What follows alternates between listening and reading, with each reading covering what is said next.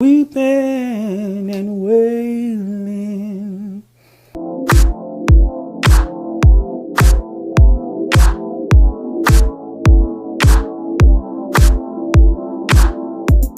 God bless you, friends. Thank you for joining me on this Wednesday morning. I pray that this exhortation finds you exceptionally well.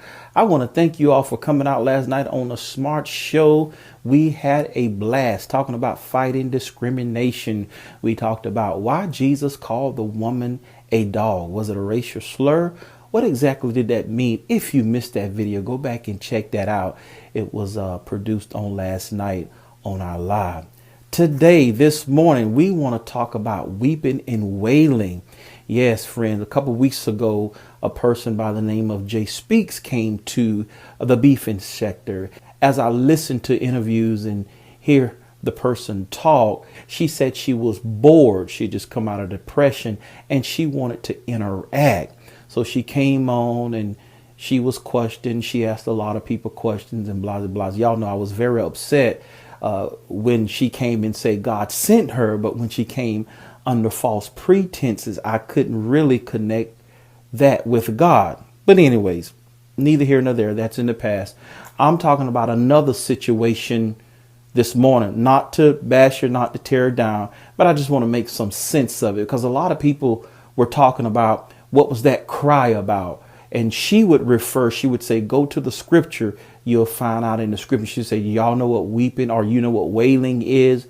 And she said, it's in the Bible. So she encouraged people to research it. And I want to go to the scripture and explain it to you, just in case if you hadn't researched it and you hadn't looked in the Bible and you're still confused about what it is.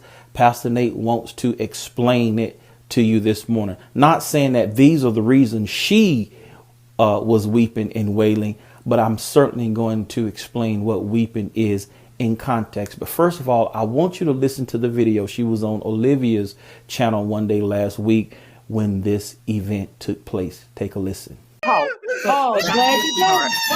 Lord. Olivia, if you can end this live right now, please, ma'am.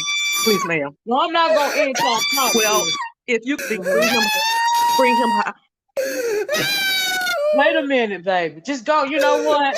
You go on and get it out, baby. And when you calm down, we going to talk, okay? Because we... Let her get it out. I don't want him to be exposed. Just let him get it out. It's fine. Yeah. It's fine. Let him get it out. Let him get it out. Whoa.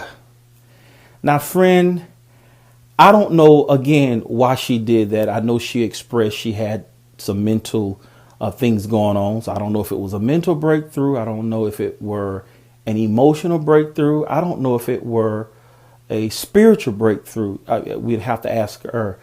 At first, I thought it was attention seeking because she said she was bored. She came on wanting to interact. That's the kind of option I'm going with right now until proven differently. Of course, you don't owe me any explanation, but that's just my opinion. There are many scriptures in the Bible that speak on wailing, that speak on weeping, that speak on lamenting. Wailing simply means crying with pain or grief. It's expressing your pain or grief or whatever you're dealing with through weeping, so to speak. Or it's a prolonged high-pitched sound. So it takes crying to another level. It's a very high-pitched sound, just like you heard a second ago on that video. Why did they do that in the Bible? There are many reasons why they wail, and here's where the context comes in. Matthew 13:42, when Jesus referenced it, he was talking about being thrown into the lake of fire. Yes, people who don't believe in God, people who don't know the Lord, they will be thrown in the lake of fire where there be wailing and gnashing of teeth. You wailing because of eternal punishment. Fire is burning, very uncomfortable. So that's one aspect of wailing.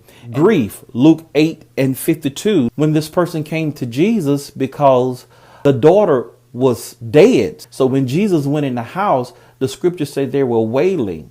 They bewailed her, which means they were wailing in grief.